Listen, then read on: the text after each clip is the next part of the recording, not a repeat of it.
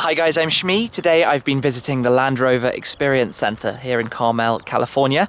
We've been taking a look at the new Range Rover Sport, testing out the facilities they have there, taking it off-road and seeing that you really can take the car beyond what you might expect. Now though, we've got here the autobiography version of the car, so we've been testing it out on the road, and by word do they have a good road here to give it a go. So this car, 5-litre supercharged V8, 510 horsepower. Autobiography gives us the sort of colour-matched side skirts, the 22-inch wheels, and a very nice interior trim too. We'll just take a quick look. Contrast red and black in here. But I'm also here with Mishi, so we're going to jump on board, hear how the car sounds first, because this V8 is astonishing, and then go for a little drive on some amazing roads.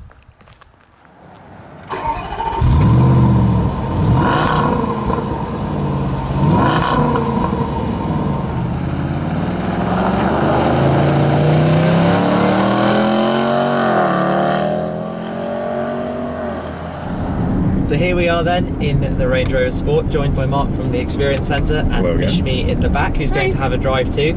She's a particularly big fan of the Range Rover, so I think this will be her first time driving it. Very excited. I have to say, for just cruising like we are now, it's a pretty comfortable and relaxed place to be.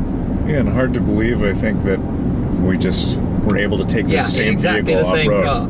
car. I think that's, so in the thing that it takes a while to get around is the same car can do two totally different things, and what I love the most is to put it into sports or just drop the gears a couple of notches and put your foot down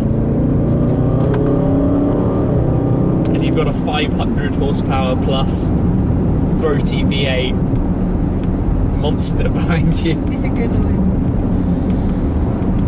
Yeah, 510 horsepower in an SUV. Yeah, I like that. And then you have the SVR model, of course, with even more. 550. That's gone around the Nürburgring in some silly quick time that's normally associated with more sports cars and sort of the like. But from a driving point of view, we've got this nice ZF 8-speed gearbox. That sort of side of things is all absolutely sorted. You have a lovely big display to look at with all the things. You're loaded with kit and options. I mean, probably best to ask you what the sort of more exciting standout stuff is, but well, especially as this vehicle is equipped with it, I think we'd be remiss if we didn't check out the dynamic terrain response setting. So if you'll twist the dial, or I'll get that for you, from general over to dynamic, we're going to find that the vehicle suddenly becomes even more oriented towards on-road performance driving. So tightening up the suspension, quickening the shift points a little bit as well, so it really just takes it to the next level. Yeah, and a new look display as well. Red sporty sort of side of things. But I think this is the thing that's impressing me so far, is you don't immediately feel like you're driving an SUV. It feels vastly smaller and more powerful than that. It does? Because it looks so big from the outside, doesn't it? Yes. And I think what you'll notice too, as we make our way into some corners, the adaptive dynamic and torque vectoring by braking really help keep this vehicle level and really shorten the amount of time that it takes to complete a turn. Yes, it feels like you can push it quite hard through the turn, which isn't necessarily something you're initially expecting from it. I think it's pretty cool how much extra stuff we have in here, like the cooled seats. I'm enjoying that a lot on the sunshine we have today out by the sea. Oh, it's fantastic. And then as soon as the sun goes down and temperatures dip a little bit, you can turn on the heated steering wheel. That's right, and the heated seats. So a lot of creature comforts in this vehicle to make it a really TV fun and practical everyday driver. Yeah, all the screen display digital side of things I like a lot. The self-parking, all that side of things. Does it have a good Wi-Fi system? Oh yes, you're I'd be willing familiar to with bet. Meridian? Yes, of course. So, Meridian Hi-Fi, that's pretty good.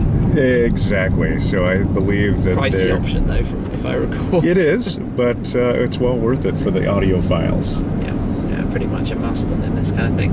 Although, just now, sitting behind some traffic and being a little bit more gentle, it's remarkably quiet. I mean, just listening to the aircon and a little bit of V8 noise in the background, which I'm always a fan of. So I'm not going to complain It just about reminds that you that one you have bit. a nice fast car. Yes, Exactly. That exactly. little noise is just a little reminder. Then you can do that. And it's just smiles. And it's comfortable in the back. Very Yeah. comfortable. Yep. I've got a TV screen if I wanted to watch it. Big armrest as well, I think. Directly in the center there. Yeah. Oh, that one. Yep. Yep. Nope, that's me pulling down the... So if you pull down on that silver lever, there you go. Oh, it is big. Woo! I've got a drinks holder. And the remote for the rear entertainment is tucked away in that little cubby just behind. So another option that we have in this vehicle is the forward alert with Q assist. So that will slow the vehicle as we come in close behind another vehicle and actually detect some speed. self-braking. Exactly. Can it brake you all the way down to a stop? Well, presumably if it's activated. Correct. Okay. A lot of fun playing with those kind of things. Is it my turn to drive soon yet? I think that's probably coming up.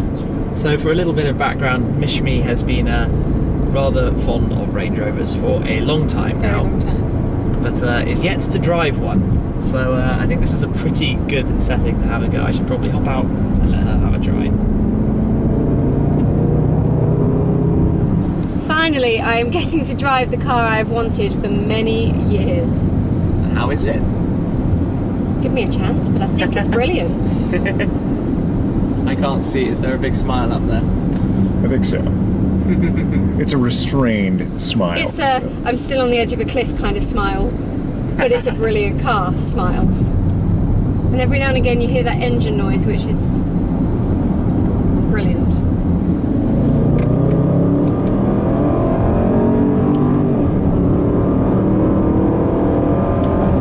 True.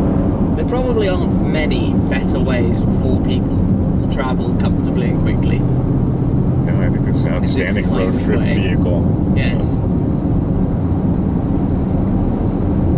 And if the adventure continues off-road, you're prepared. Yeah. Absolutely. There's everything else that comes with the car. You've got a big towing weight. You've got need to Yeah. put another car and a trailer behind. No problem. Yeah, essentially you could carry or tow this vehicle on a braked trailer. Yeah. So if you need a spare, you can carry one around. Exactly. Exactly. You can use one Range Rover to pull another. Exactly. We're about to accelerate. Yeah, I'm doing it again. I enjoyed it. I'll sit back. Hold on.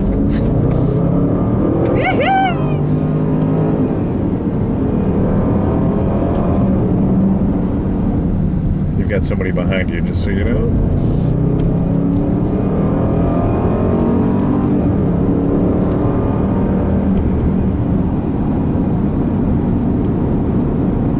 And now he's much further behind us. Okay, so we've pulled onto a dirt road. What do we need to do? Well, not too much, but we should probably change our terrain response setting Yeah. to something that's a little more appropriate. With the auto option available to us, that would certainly be the easiest, as the vehicle can quickly assess the conditions and change the vehicle settings as Okay. it sees fit. Or, as we have a little bit of loose gravel, grass, gravel, snow might be a good option as well, which is this guy with the snowflake. Mode. What are the others, just out of curiosity? So from left to right, we have dynamic, general, grass, gravel, snow, mud and ruts, sand, and rock crawl. And Okay. so the vehicle, depending on which terrain response setting it's in, the attributes, the shifting pattern, the responsiveness of the throttle, and how quickly traction control will intervene, as well as how quickly the differentials will lock up, will change depending on which program we select. Okay, right. Well, gravel seems appropriate for where we are. Yeah, I think so. Head on then. Light off-roading. Exactly. I just don't want any vertical drops. Yeah. None of the really, really steep, hardcore off-roading, we can call it. Exactly. We did earlier today. Yeah, this is a little less aggressive, maybe a bit more real world to what most owners would see. Yeah. I like how it's brought up the sort of four-wheel drive display. Precisely, so you'll be able to see the differentials are currently unlocked on that display, and as they lock if need be to redistribute where the power goes, they will turn from green to kind of an amber orangish color. So here would be a really suitable place for us to use hill descent control as well. Yeah, okay. Let's have a stop and give us a go. So just go ahead and depress the icon, Yeah. the button there with Okay. that hill descent control icon. Okay, HDC on. Precisely. So this is controlled speed. You can Correct. see a little cruise control style display. And we can again adjust that target speed with the plus and minus Let it of the go. cruise control. And it will control the speed with which we descend down the hill. Precisely. That is a very, very cool feature. So here, where I want to go a little bit faster, I can just push it up a few notches. Please It will don't. increase our rate of descent. Nothing to worry about. It's fascinating to see how well that worked on the sort of serious off-road stuff.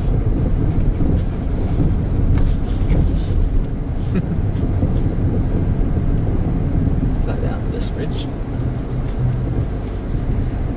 There we go. And as you can see, as soon as the driver uses the brake pedal Yeah. or the gas pedal, we temporarily override hill Of course, descent control. yes. It assumes the driver knows best. Yeah. If you brake, I don't there's a know. reason for it. Yeah. Yeah, depends who's driving. No, it's fascinating to see and play with because it's sort of a new technology. Well, I guess like cruise control must have been once upon a time. And Still don't like that function. but why would you not enjoy it in this kind of scenario? Very sort of quite literally make this quite easy. Were we to slip, or Please don't talk about that. well, we're not about to slip, Okay, good. but were we to, the car would just take over and turn it into nothing anyway. And I think that's the cool thing about it. Absolutely. I do feel quite secure. And I think obviously the biggest challenge for most is to understand these systems actually help us maintain better control Yes. of the car. It stops you also running into a scenario where you let the car go ahead more than you wanted to, as well as the sort of traction implications where if one wheel locks up or anything silly. Okay, so into drive, off the brake, start driving along, a little faster,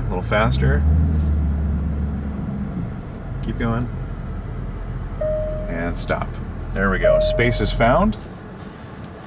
Now select reverse, Okay. keep your hands off the wheel, Yep.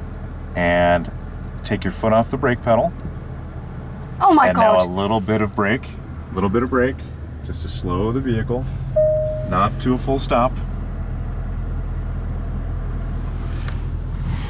A little more brake. There you go. This is mental.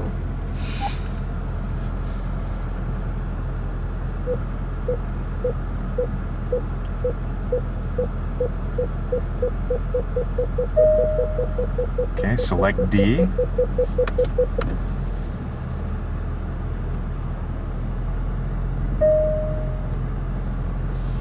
And you can see the checkered flag. We are now parked. Now press park. So Ree, first ever time automatically parking a car. You look completely shocked. Clever, hey? Mental. Impressive. Oh, I'm going to use it in future. Well done. Yeah? And here we are. We're going to watch this again from the outside then. Car pulls up past our imaginary space. between the Range Rover and the F-Type.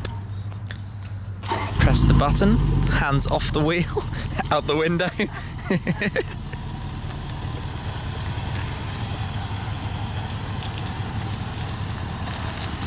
My mind is blown.